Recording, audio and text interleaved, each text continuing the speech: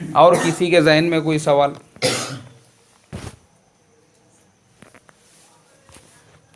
میرا نام سید عبدالقدیر ہے. سوال یہ ہے کہ غیر قوم والوں کو مسجدوں میں عقدہ کے ٹائم میں لانا بٹھانا، ان کی آو بھگت کرنا، اور جو جائے نمازوں پہ وہ بیٹھتے، پیر میں سے جوتا نکال کے سیدھا آ جاتے، نہ وہ وضو کرتے نہ کچھ کرتے نہ پیر دھوتے. تو یہ کیسا؟ یہ سب مسجد میں کوئی مکتب چالو ہے تو وہاں ذمہ داروں کو مکتب الگ سے بنانے کو لگاتے ہو بچوں کا، جبکہ مسلمانوں کے بچے مکتب میں پڑھتے ہو. ایک معلم تعلیم بھی دیتا ہوں، بولے یہاں گردہ ہوتا، بولے بچوں کو یہاں تعلیم نہیں، بولے ان کو الگ سے بناؤ. کیوں کہ بچے ادھر ہی خطاب کرتے، چٹائیاں پہ یہ ہوتے. اب یہ غیر قوم والے آتے چٹائیاں پہ بیٹھتے، تو ان کا کیا ہے؟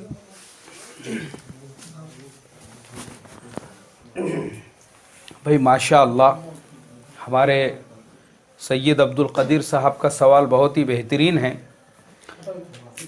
اصل میں دیکھو، یہ دونوں سوال الگ الگ ہو گئے. ایک تو مکتب اور بچوں کے جو تعلیم کا ہو گیا، اور دوسرا سوال جو ہمارے غیر قوم کے جو برادران وطن ہیں ان کا مسجد میں آنا.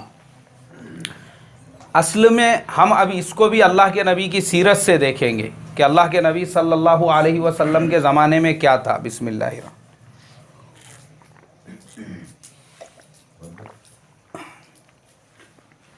اللہ کے نبی صلی اللہ علیہ وسلم کے زمانے میں بھی بہت سارے مشرکین مکہ، بہت سے یہود، وہ اللہ کے نبی سے مسجد میں آ کے ملاقات کرتے تھے. ہمارے زمانے میں بھی اگر ہمارے برادران وطن مسجد میں آ رہے ہیں تو کوئی عیب کی بات نہیں ہے اور کوئی حرج نہیں ہے اس کے اندر. بلکہ میں نے جو لوگ میرا سبق سنتے ہیں ان کو یہ بات ذہن میں ہوں گی کہ میں نے تو میں ہر سال رمضان کے عید کے موقع پہ خاص طور پہ یہ بولتا ہوں کہ مسلمانوں نے اپنے ہر گلی میں، اپنے ہر محلے میں ایسا عام طور پہ شیرخرما بنا کے اپنے سارے برادران وطن کو بلانا چاہیے. اصل میں کیسا ہے، ہمارے ملک ہندوستان میں آج کی ڈیٹ میں کیا ہو گیا کہ کچھ جو اسلام کے دشمن ہیں وہ ہمارے جو بھولے بھالے جو برادران وطن ہیں غیر قوم کے، ان کو بھڑکانے کا اور مسلمانوں کے بارے میں بھڑکانے کا کام کرتے کہ یہ مسجدوں میں ایسا کرتے، یہ مسجدوں میں ویسا کرتے، ان کے مسجدوں میں یہ ہوتا. تو ایسے کنڈیشن میں تو میں تو یہ کہتا ہوں کہ وہ اگر کسی نکاح کے فنکشن میں یا پروگرام میں مسجد میں آ رہے تو بہت اچھی بات ہے.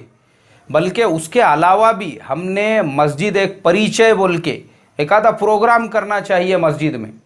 ان کو سب کو بلانا چاہیے مسجد کے اندر، اور ان کو بلا کے باضابطہ بتانا چاہیے دیکھو یہ ہماری مسجد ہے، یہ امام صاحب یہاں پہ نماز پڑھاتے، یہ ہمارا ممبر ہے، اس پہ کھڑے رہ کے جمعہ کا خطبہ دیتے. کیونکہ یہ ضرورت ہے ہمارے وقت کی آج کے زمانے میں، چونکہ ہم جس ملک میں رہتے. اچھا، اس میں نے جو دیکھا پریکٹیکل حاجی صاحب، ملیشیا کے اندر، ملیشیا کی جو گورنمنٹ ہے نا، اس نے یہ لائن سے تبلیغ کا جو کام کیا غیروں کے اندر. وہ لوگ کیا کرتے ہیں، انہوں نے مسجدیں بنائی ہوئی ہے بہت خوبصورت خوبصورت. آپ نے دیکھے ہوں گے ملیشیا کی مسجدیں کیلنڈر میں آتی، کشتی کے جیسی مسجد، پھول کے جیسی مسجد، سمندر میں مسجد، بڑی مسجد. وہ عجیب و غریب طریقے سے انہوں نے اس کا آرکیٹیکچر کیا ہوا ہے. اور وہاں پہ جو ٹورسٹ آتے ہیں وہاں پہ فری میں بس چلتی، یہاں سے وہاں کہیں پہ بھی آپ کو گھمانے کے لیے وہ بس لے کر جاتی. تو وہ ٹورسٹوں کو، فارینر جو آئے ہوئے ہیں، انگریز لوگ اور ادھر کے ادھر کے، ان لوگوں کو کیا بولتے، بروشر دیتے ان کو، جائیے یہ مسجد دیکھو، یہ کشتی کے جیسی مسجد، یہ شپ کے جیسی، یہ سمندر میں، یہ پانی میں. ان لوگوں کو لگتا ہے یار کتنا خوبصورت پلیس ہے، چلو اپن دیکھنے کے لیے جائیں گے. اب جب وہ لوگ مسجد جاتے نا تو وہاں مسجدوں کے اندر انہوں نے ٹرانسلیٹر رکھے ہوئے ہیں، انگلش میں، رشین میں، اسپینش میں، دنیا کی الگ الگ زبانوں میں. اچھا، وہ جو لیڈیز ان کی جاتی، اب وہ انگریز لوگ تو ننگے رہتے، وہ جیسی ان کی لیڈیز جاتی ان کے لیے باضابطہ وہاں جبے بنے ہوئے ہیں.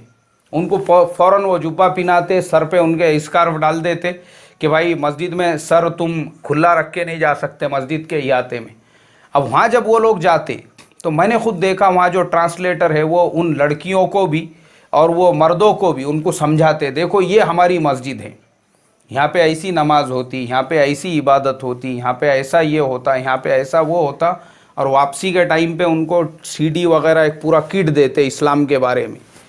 تو میں نے وہاں کے وہ لوگوں کو پوچھا جو ٹرانسلیٹر وہ رہتے, میں بولا یار یہ تم ان کو سر پہ دوپٹے پہنا رہے یا انگریزوں کو, اور ان کو جو ہے ایسے جبے پہنا رہے اور ان کو مسجد بتا رہے, اس کا کچھ فائدہ ہوتا کیا اس سے؟